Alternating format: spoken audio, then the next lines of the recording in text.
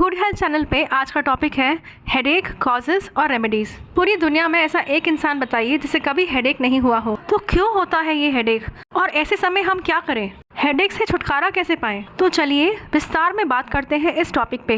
Harvard medical school कहता है कि 300 से भी ज्यादा टाइप के हेडेक होते हैं। अब तक हमें सिर्फ 10% हेडेक के रीजंस के बारे में ही पता पड़ा है।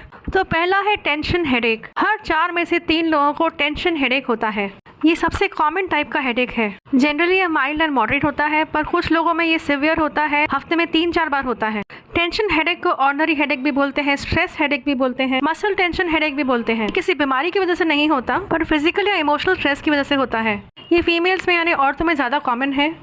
ये आपको थकावट या ओवर एक्सर्शन के कारण हो सकता है। ज़्यादा लैपटॉप या मोबाइल देखने से आई स्ट्रेन की वजह से हो सकता है। ज़्यादा स्मोकिंग या अल्कोहल लेने से हो सकता है। ज़्यादा कैफीन जैसे कॉफ़ी लेना और फिर उसे अचानक से छोड़ देने से हो सकता है। डेंटल प्रॉब्लम की वजह से हो सकता है। खाना स्किप करने से या टाइम पे ना खाने से हो सकता है। अच्छी नींद नहीं लेने से भी हो सकता है। तो इसे प्रिवेंट करने के लिए खाना टाइम पे खाएं, एक्सर्शन नहीं ले, स्ट्रेस नहीं ले, अच्छी नींद ले, समय पे सो जाएं। आप रिलैक्सेशन थेरेपीज ले सकते हैं, योगा और मेडिटेशन कर सकते हैं, जैसे कि अनुलोम विलोम करने से आपका हेडेक कम होगा। ये मैंने खुद ने आजमाया हुआ है कि प्राणायाम करने से, अनुलोम विलोम करने से, लंबी गहरी सांस लेने से हेडेक कम होता है। रोज बाहर फ्रेश एयर में निकलें, वॉक करें।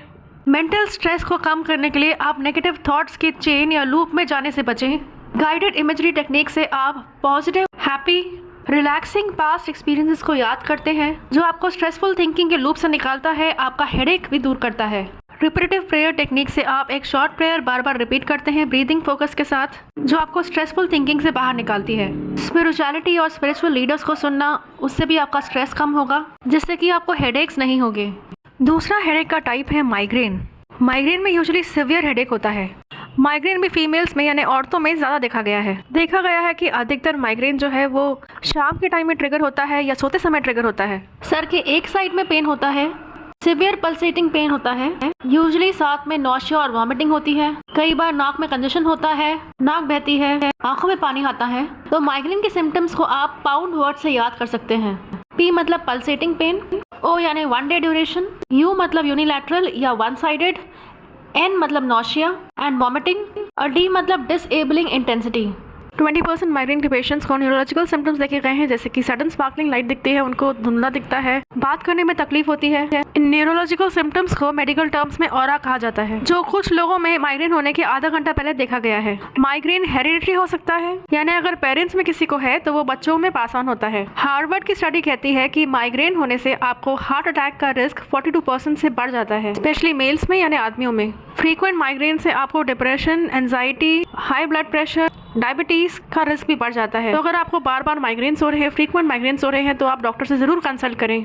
यूजुअली डॉक्टर्स माइग्रेन के लिए ट्रिप्टन क्लास की मेडिसिन देते हैं, जो 2 घंटे में 70% पेशेंट्स को कंप्लीट रिलीफ देते हैं। कुछ पेशेंट्स को 12 से 24 घंटे के बाद उसका सेकेंड डोज भी दिया जाता है। पर ज़्यादा दवाई खाना भी अच्छा नहीं है, तो इससे अच्छा है कि आप माइग्रेन को प्रिवेंट करें। जैसे कि बोलते हैं prevention is better than cure. तो आपको पहचानना है, आपको एनालाइज करना है, जैसे कौन सा फैक्टर है, ऐसा क्या होने से आपको माइग्रेन ट्रिगर हो रहा है। क्या आपको नींद कम करने से माइग्रेन हो रहा है, या खाना कम खाने से माइग्रेन हो रहा है, या खाना लेट खाने से माइग्रेन हो रहा है। समय पे खाना नहीं खा पाना या अच्छी नींद नहीं लेना, ये माइग्रेन को ट्रिगर कर सकते हैं। ज़्यादा सोने से यानी ओवर स्लीपिंग करने से भी माइग्रेन होता है।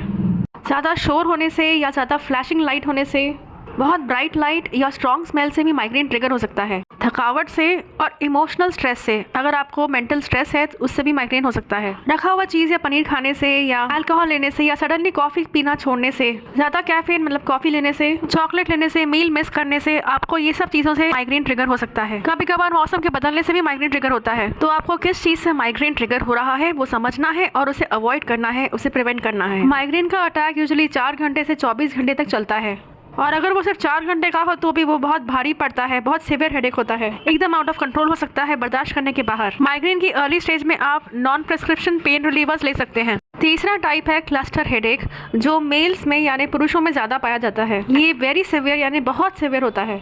यूजुअली स्मोकिंग करने वाले मिडिल एज के जो मेन हैं या आदमी हैं, उनको ज़्यादा क्लस्टर हेडेक होता है।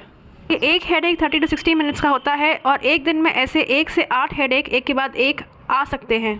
ये आपके सर के एक साइड में आता है, बहुत सिवियर आता है। आपको आंखों में रेडनेस हो सकती है, आंखों से पानी निकल सकता है, नाक बहना, ब्लॉक होना, नॉशिया, वॉमिटिंग, आपको एकदम रेस्टलेस कर देता है ये पेन। जैसे ही ये हेडेक शुरू होता है आपको हाई फ्लो ऑफ ऑक्सीजन लेना चाहिए। डॉक्टर से कंसल्ट करके मेडिकेशंस लें। अगर आपको एक बार ऐसा हुआ है तो फ्यूचर के लिए भी आप अपने साथ इसकी मेडिसिन रखें। चौथा हेडेक का टाइप है साइनस हेडेक। अक्यूट साइनसाइटिस में फोरहेड में पेन होता है, चीक्स में पेन होता है, नोज़ के आसपास, अपर टीथ आगे झुकने से ये पेन और बढ़ जाता है। ये यूजुअली इन्फेक्शन की वजह से होता है और इन्फेक्शन खत्म होने के बाद ये पेन अपने आप कम हो जाता है। अक्यूट साइनसाइटिस यूजुअली 1 महीने से कम चलता है। सब अक्यूट जो है वो 1 से 3 महीने तक चलता है और क्रॉनिक जो है वो 3 महीने से ज़्यादा चलता है। साइनस की हेडेक से बचने के लिए ये कुछ टिप्स हैं। नंबर 1, बहुत सारा पानी पिए रोज़। नंबर 2, अपने नाक को पानी से साफ करें। जैसे योगा में जल रेखी टेक्निक में नाक को आसानी से पानी से साफ किया जाता है। नंबर 3, हॉट वाटर स्टीम से इनहेल करें। नंबर 4, ड्राई एनवायरनमेंट अवॉइड करें ताकि आपके नेसल पैसेजेस जो हैं वो ड्राई नहीं हो। ह्यूमिडिफायर रख सकते हैं घर में। इसके अलावा है मेडिकेशन हेडेक, मतलब ज़्यादा दवाई खाने से भी आपको हेडेक हो सकता है। महीने में अगर आप 10 से 15 दिन हेडेक की दवाई लेते हैं, दवाई की ओवर यूज से भी आपको हेडेक हो सकता है। यूजुअली ये देखा गया है माइग्रेन के केस में, जहां वो एक विस्कस साइकिल में फंस जाते हैं। का सर दुखता है, मेडिसिन लेते हैं, ज़्यादा मेडिसिन लेते हैं तो फिर से सर दुखता है। इसलिए हेडेक प्रिवेंट करने की प्रिवेंटिव टेक्निक्स यूज़ करें, ज़्यादा दवाइयाँ ना लें।